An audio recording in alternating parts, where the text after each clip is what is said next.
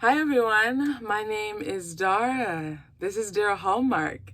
This is a space where I nerd and geek out over all things Hallmark Channel movies, TV shows, and stuff. And I want to talk to you about 5 More Minutes, starring Nikki Deloach and David Haydn-Jones. This is a movie that premiered in the Miracles of Christmas lineup for Hallmark Movies and Mysteries. And I want to say it took me longer to watch this or to get around to watching it because honestly, I'm emotionally exhausted with these movies. They go to such great lengths to hit you emotionally, and I'm one who I'm in it to win it with the movie. Like, make me believe, you know what I'm saying? But having my emotions just like this is exhausting. And so I held off as much as I could. I didn't want to bring this review too late because I know come Thanksgiving and Black Friday, it's a dang house of cards. Like, it's so many between Lifetime and Hallmark. Which, by the way, I do plan on doing at least one Lifetime video.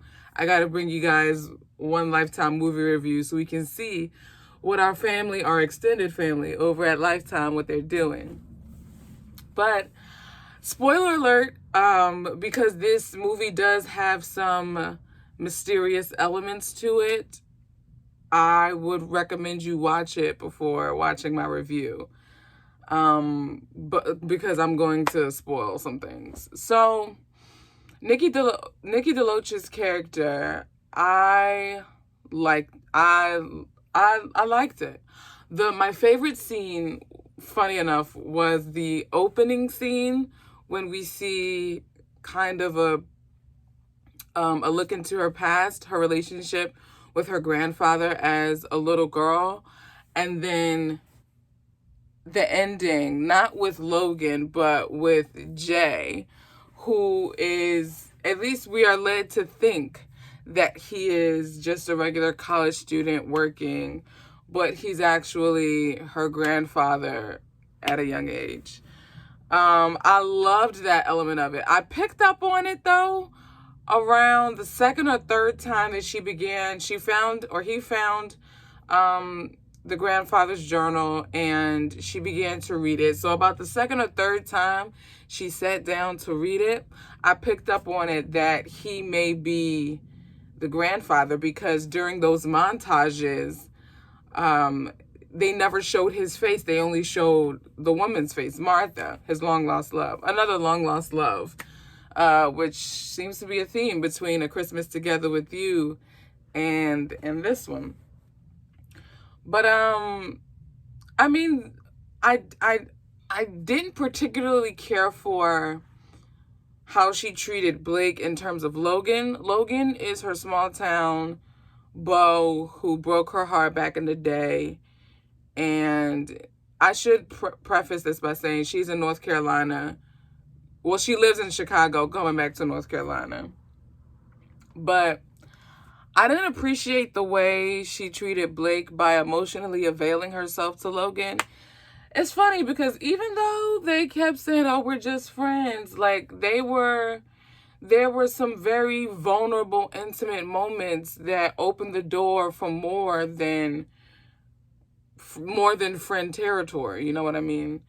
And I feel like the way she handled the Blake situation wasn't considerate of him. I felt like I don't want to say she didn't respect his feelings, but I feel like she didn't care for his feelings or take his feelings into consideration with the way that she let things go with him. But her heart, you could already tell though through the movie that her heart was growing more fonder towards Logan, even while she was still with Blake, because of the time that they were spending with one another. I mean, you're bound to develop some type of attachment or something with someone, especially when you're in a time of grieving and you're in a vulnerable moment. Like, that speaks for something. So when they kissed at the end, I really didn't care, to be completely honest. But I enjoyed the mother's love relationship that was growing throughout the movie. I loved seeing that. The candy cane store was gorgeous. The aesthetics were super good. I'm trying to think. I loved the way the story was told. I appreciated how the story was told. And outside of this being an incredible, I did, like, it was very emotional for me at the end. Before, like, not the Logan piece, but when she found out Jay was her grandfather in a young age, because she ended up reconnecting with Martha. Like, when she reconnected with Martha and Martha gave her those photos, I was like, that's going to be it. She's going to find out. But I liked how they still kept me on my toes with how she found out. I appreciated that.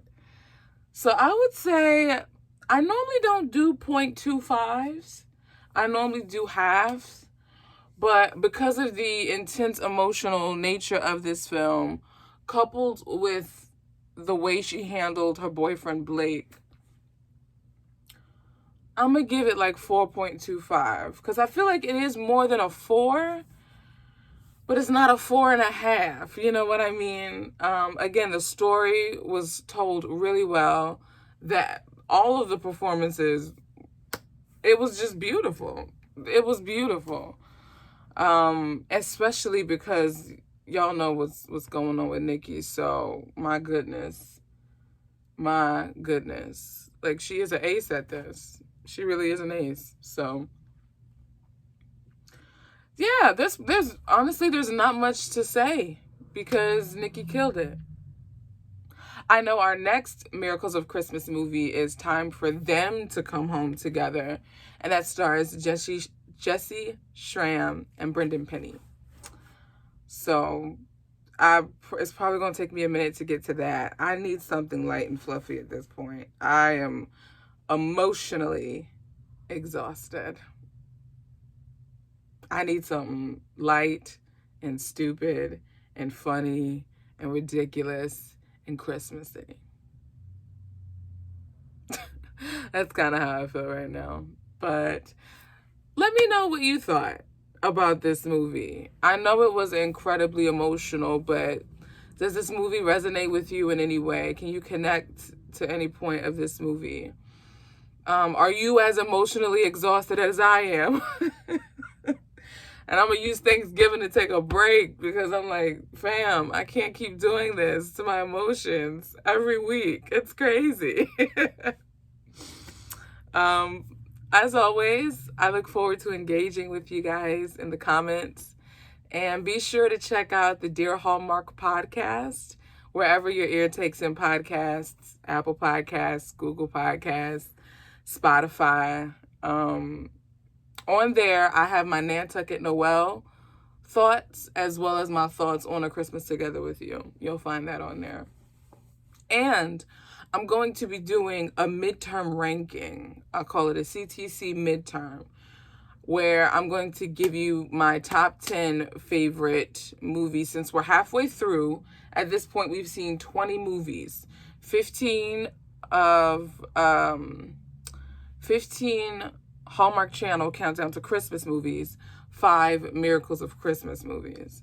So I'm only going to give you my top 10 of the Countdown to Christmas movies, and kind of give you where they rank on my scale as it stands.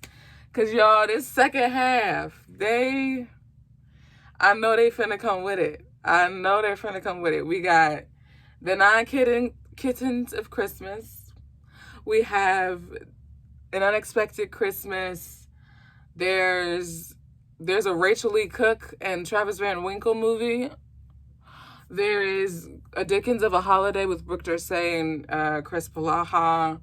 Like, the second half is stacked. So that's why I wanted to check in, let you know where I'm feeling right now, because I'm for sure thinking it's going to change come the end when we wrap this up and I give you my total ranking. So yeah, I look forward to talking with you guys, and I'll talk to you guys in the next video.